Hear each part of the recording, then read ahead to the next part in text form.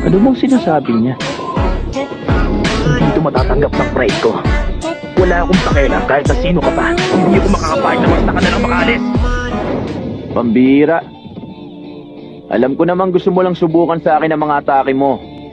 Nasabi ko yun dahil nakita kong inosente mong ngiti.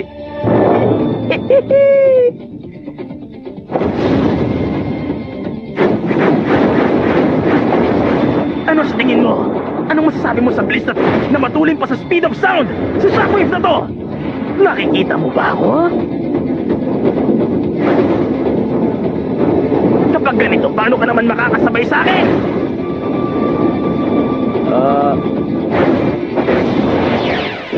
Pwede na ba ako umuwi? Wind Blade Kick!